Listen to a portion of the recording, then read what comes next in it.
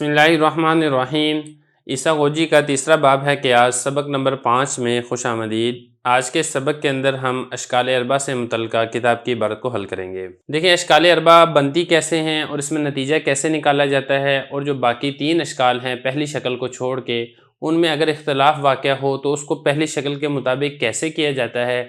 یہ ساری کی ساری تفصیل ہم نے گزشتہ 2 سبقوں کے اندر پڑھ لی ہے، اور میں نے آپ کو تمام مثالوں کے ساتھ تمام اشکال اربع کی وضاحت کر دی ہے۔ تو یہ سبق آپ کو تبھی سمجھ میں آئے گا جب آپ اس سے پہلے والے جو 2 لیکچر ہیں، سبق نمبر 3 اور سبق نمبر 4، اس کو آپ تفصیل کے ساتھ اور گہرائی کے ساتھ سمجھیں گے۔ جب آپ ایک مرتبہ ان کو دیکھ لیں گے، اب پھر اس کے بعد یہ والا تیسرا سبق دیکھیں، یعنی یہ جو 5واں سبق ہے ہمارا، اس کے بعد پھر آپ کو انشاءاللہ یہ کتاب کی عبارت صحیح طریقے سے حل ہوگی۔ بہرحال میں عبارت پڑھ دیتا ہوں، پھر اس کا ترجمہ کروں گا اور آخر میں اس کی تشریح کروں گا۔ والاشکال اربعۃ لأن حد الاوسط ان كان محمولا في الصغرى وموضوعا في الكبرى فهو الشكل الاول وان كان محمولا فيهما فهو الشكل الثاني وان كان موضوعا فيهما فهو الشكل الثالث وان كان موضوعا في الصغرى ومحمولا في الكبرى فهو الشكل الرابع والثاني يرتد الى الاول بعكس الكبرى والثالث يرتد اليه بعكس الصغرى والرابع يرتد اليه بعكس الترتيب وبعكس المقدمتين وبدیہی الانتاج هو الاول والذی له عقل سلیم وطب مستقیم لا يحتاج الى رد الثانی الى الاول۔ اور اشکال 4 ہیں، اس لیے کہ حد اوسط اگر صغرا میں محمول ہو اور کبرا میں موضوع ہو تو وہ شکل اول ہے، اور اگر دونوں میں محمول ہو تو شکل ثانی ہے،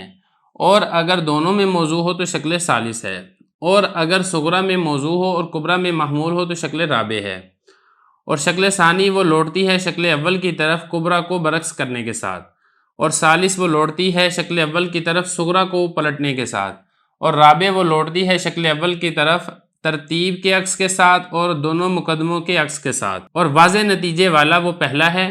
اور جس کے لیے عقل سلیم ہو اور اس کی طبیعت درست ہو، اس کو ضرورت نہیں پیش آتی کہ وہ دوسرے کو پہلے کی طرف لوٹائے۔ عبارت و ترجمہ ہو چکا ہے، اب چلتے ہیں اس کی تشریح کی طرف۔ تو دیکھیں حضرت فرما رہے ہیں کہ سب سے پہلی بات تو یہ ہے کہ اشکال 4 ہیں۔ اب اشکال 4 کیسے ہیں وہ آگے بتا رہے ہیں۔ حد اوسط اگر صغرا میں محمول ہو اور کبرا میں موضوع ہو تو یہ شکل اول ہے، جیسا کہ میں آپ کو بتا چکا ہوں کہ جو حد اوسط ہے شکل اول میں صغرا کے اندر وہ محمول اور کبرا کے اندر وہ موضوع ہوتی ہے، اور اسی طریقے سے اگر دونوں کے اندر محمول ہو، یعنی صغرا اور کبرا دونوں کے اندر جو حد اوسط ہے وہ محمول واقع ہو رہی ہے تو پھر یہ شکل ثانی ہے، اور اگر وہ دونوں کے اندر موضوع ہو، یعنی جو حد اوسط ہے صغرا کے اندر بھی موضوع ہے کبرا کے اندر بھی موضوع ہے تو یہ شکل ثالث ہے، اور اگر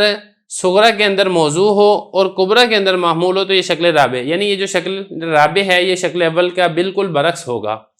تو یہ ہوگی 4 شکلیں۔ اب آگے فرمایا کہ شکل ثانی کو شکل اول کی طرف کیسے لوٹائیں گے، وہ والا طریقہ